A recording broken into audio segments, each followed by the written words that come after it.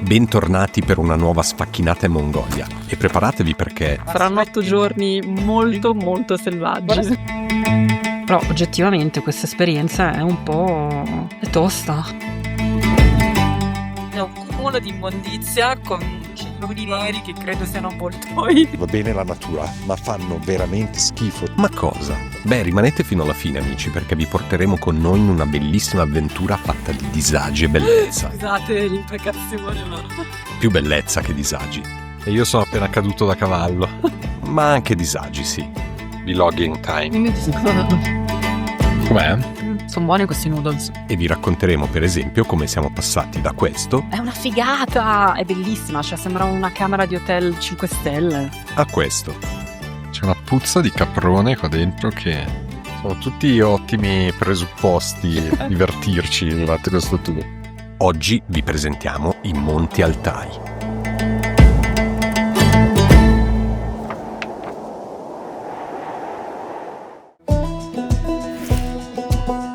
I Monti Altaj si trovano nell'estremo ovest della Mongolia, al confine con Russia e Cina. È una regione di montagne alte, valli glaciali e grandi spazi quasi disabitati.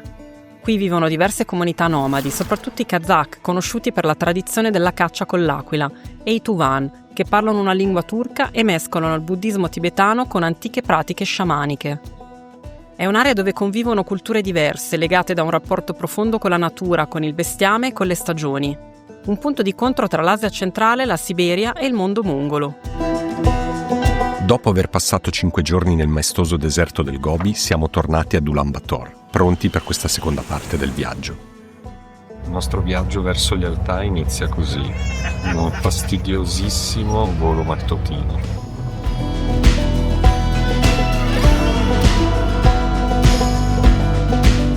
Ed eccoci a Olgi, a 1700 metri di altezza nell'estremo ovest del paese. Partiamo per il nostro tour su un fuoristrada e chilometro dopo chilometro ci allontaniamo dal mondo abitato. Sta diventando sempre tutto man mano più wild. Sì, siamo a metà strada, stanotte dormiremo all'ingresso del parco Tavanbogd, dormiremo nella gher di uno sciamano, a quanto pare. Poi da domani inizierà la nostra avventura con i cavalli e insomma saranno 8 giorni molto molto selvaggi. I popoli nomadi dell'Altaj hanno lasciato molte tracce del loro passaggio. A metà strada tra Olgi e il Tavanbogd incontriamo 2 antiche deer stones, steli scolpite oltre 3000 anni fa con figure di cervi e simboli rituali.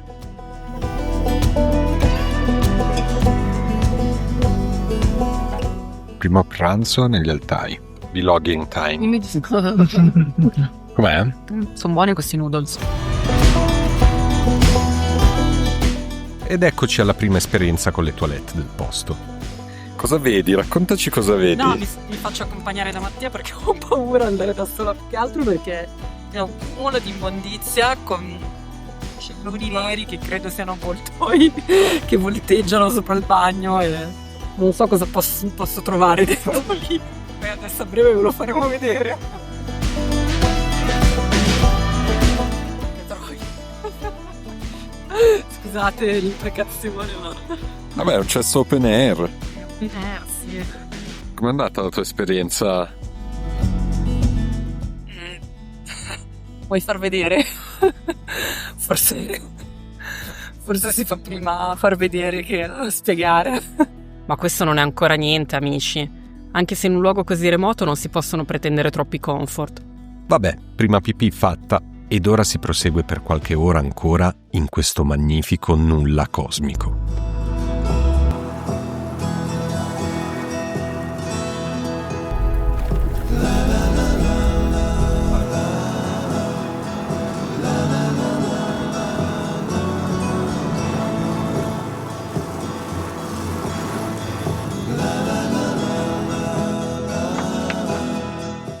Raggiungiamo il campo dei ranger all'ingresso del parco e ci rendiamo conto che questa volta è un'avventura per davvero. Cioè sapevo che non ci sarebbe stato il minimo comfort. Ripaga però il panorama meraviglioso che abbiamo davanti ai nostri occhi. Però sì, ecco, diciamo che se scegliete di venire in questa zona della Mongolia, negli Altaj, sappiate che non esiste elettricità, non esiste acqua calda, non esistono bagni, e per me è anche un modo per testare i miei limiti, visto che non ho mai dormito in tenda e non ho mai fatto campeggio. C'è sempre una prima volta, la mia prima volta sarà qui in Mongolia. Sono tutti ottimi presupposti per divertirci durante questo tour. I limiti sono fatti anche per essere superati. Esatto, come dicono tutti gli sportivi.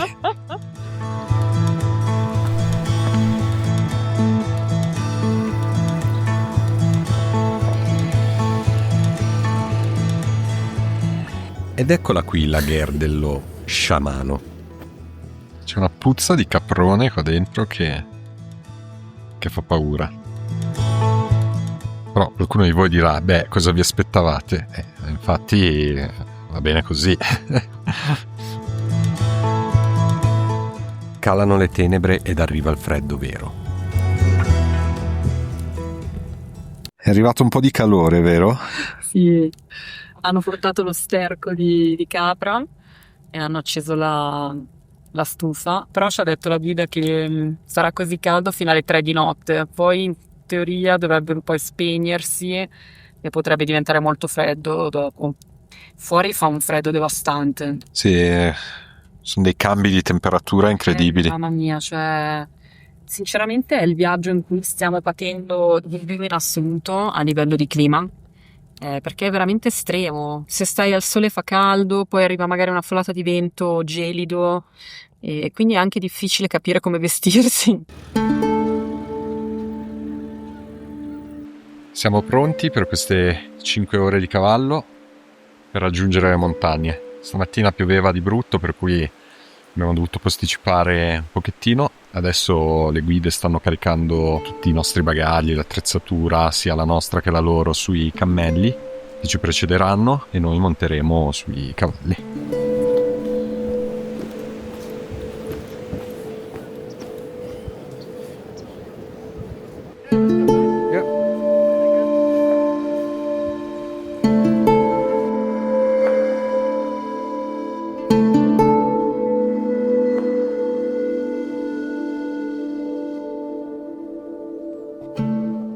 Alla fine per ora non sta piovendo, il paesaggio è stupendo, i cavalli sembrano tranquilli per ora, per cui vediamo, ci aspettano un sacco di ore. Fare un trekking a piedi sarebbe durato circa 7 ore, per cui sicuramente è meglio farlo a cavallo. Bellissimo, bellissimo davvero. Lo sappiamo, da queste immagini sembra una rilassante cavalcata, ma in realtà veniamo colti da una bufera di neve che ci costringe a fermarci per un po' mentre ci si ghiaccia tutto. Purtroppo non siamo riusciti a girare nessuna immagine.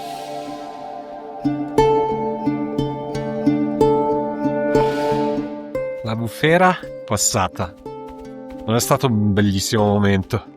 Siamo fermati praticamente per pranzo senza nessuna tenda o copertura, in mezzo alla steppa, alle montagne, e nevicava, avevamo le mani ghiacciate, anche adesso siano calde, però fortunatamente è passata in fretta.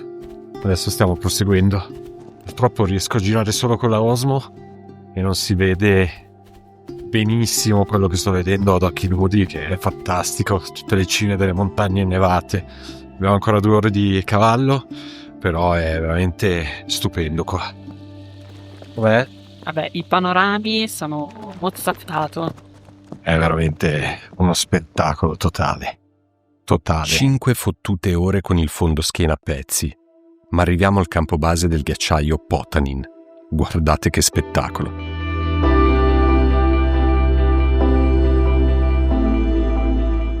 Certo, i disagi non sono mancati. Eccoci, finalmente siamo arrivati e io sono appena caduto da cavallo. Un cavallo impazzito, sono caduto, poi mi sono lasciato andare. Fortunatamente non mi sono fatto niente. Meno male che io non ho visto la scena, perché se la vedevo morivo. Beh, secondo me vedere la scena sarebbe stato divertente. No, meno male che non l'ho vista, guarda. Meno male. Non ci resta che approfittarne ed esplorare camminando.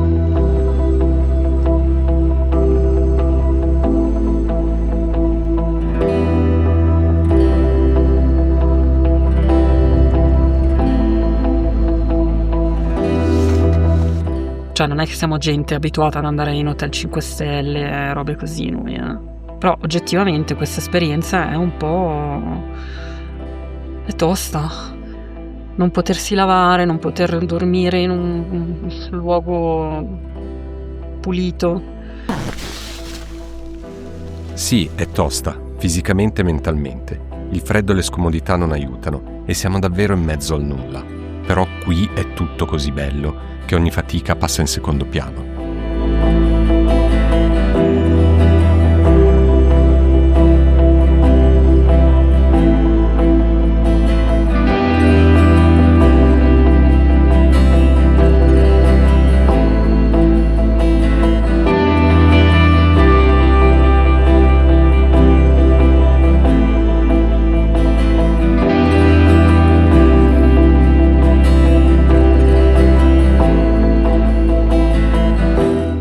Potanin sembra eterno, ma anche il ghiaccio si muove, si scioglie, arretra. In pochi decenni ha perso centinaia di metri. Perfino qui, dove il mondo sembra immutabile, il cambiamento si vede e si sente.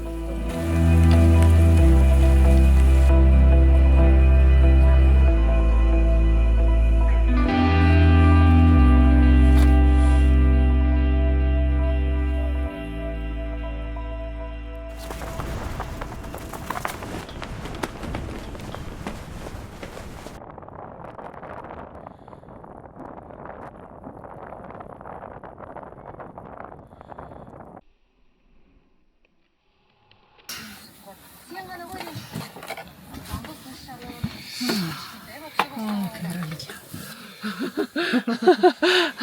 I love it.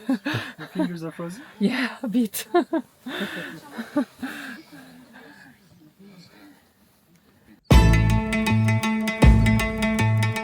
Qualcuno mi può spiegare cosa ci fanno i gabbiani sui Monti Altai?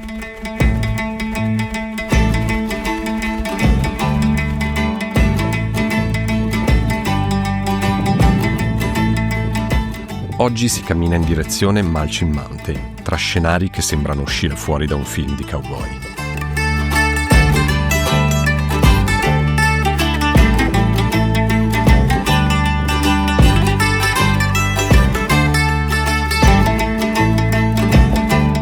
Ok, siamo arrivati quasi alla base del Mulching Peak, del Mulching Mountain. E questo alla mia destra invece è il ghiacciaio Potanir. Fa un freddo cane e tira molto vento e noi non siamo proprio dei pro delle scalate.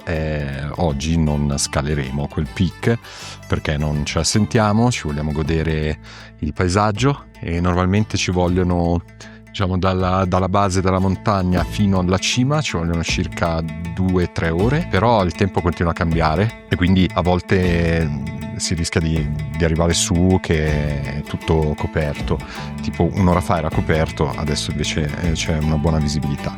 Però noi siamo arrivati più o meno solo alla base, poi torneremo indietro, continueremo a goderci un po' il ghiacciaio, tutta la zona circostante. Il posto effettivamente vale la pena venire qui perché è incredibile.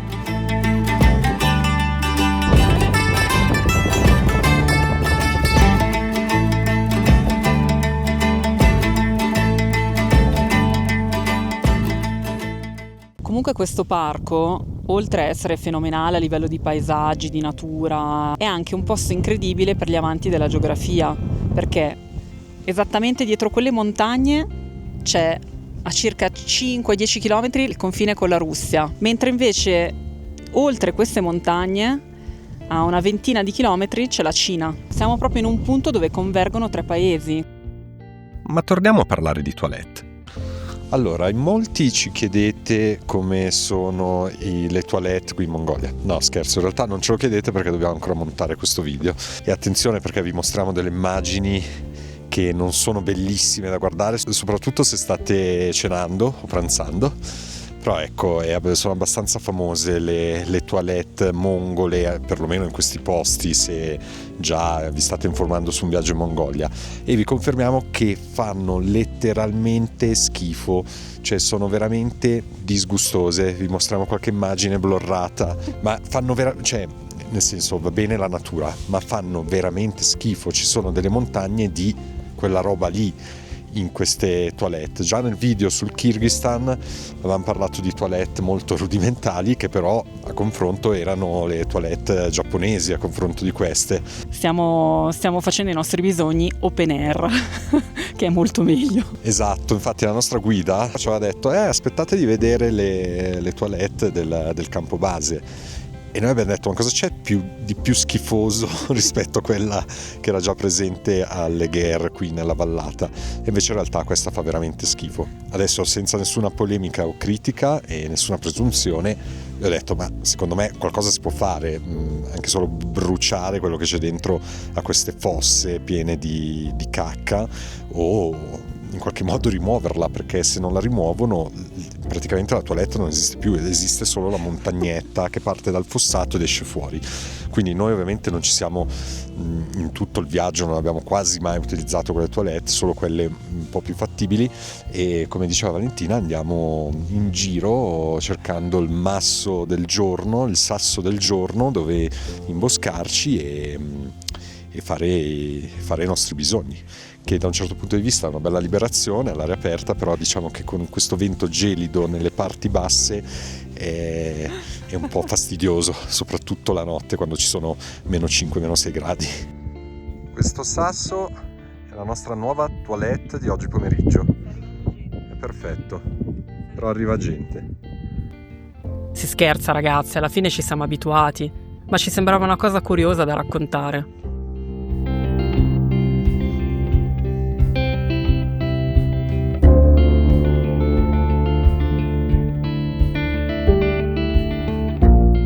Sei bella imbacuccata. Stante. L'unica cosa che mi tiene un po' calda è questa bottiglia d'acqua calda bollente che ho dentro il sacco pieno. Buonanotte. Sono passate le 2 notti al campo base del ghiacciaio e siamo pronti a tornare in valle. Oggi invece non c'è una nuvola. Ed in effetti è una giornata spettacolare che ci permette di ammirare appieno queste vette maestose.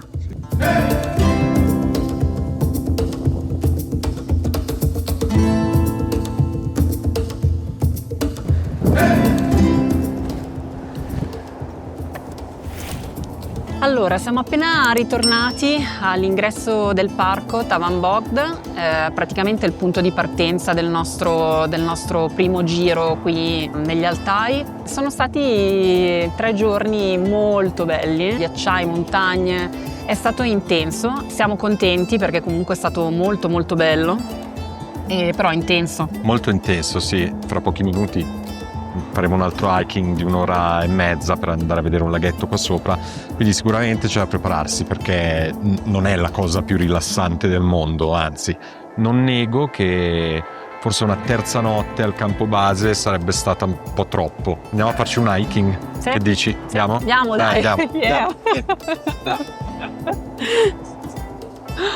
Devi uscire di qua. Devi uscire di qua. Vabbè, fa niente, uno di qua e l'altro di là.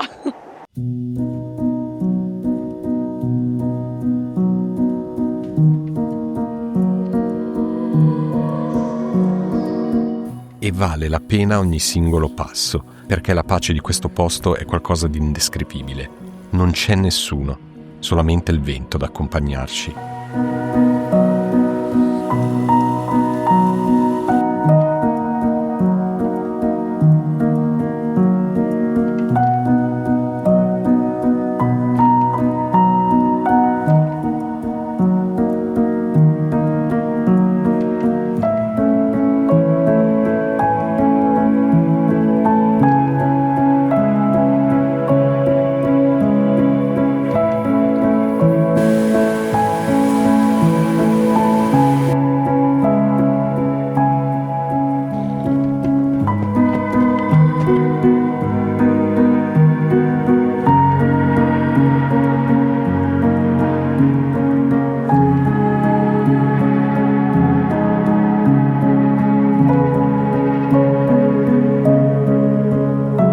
Potrà sembrare una frase scontata, ma questo posto ci è rimasto veramente dentro.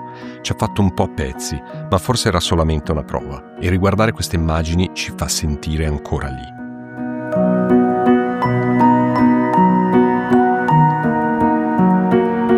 Amici, il video finisce qui. ma non la nostra avventura nel Tavan Bogd. Infatti usciremo presto con la seconda parte del viaggio, portandovi a spasso per altri angoli di questa terra. Dove abbiamo avuto l'occasione di intervistare uno degli ultimi cacciatori d'aquile e conoscere le altre facce del Parco Nazionale. Per cui rimanete con noi, magari iscrivendovi al canale ed attivando la campanella per non perdervi il prossimo video. Lasciateci un commento se il video vi è piaciuto o fateci sapere se conoscevate già questi luoghi. Alla prossima, amici!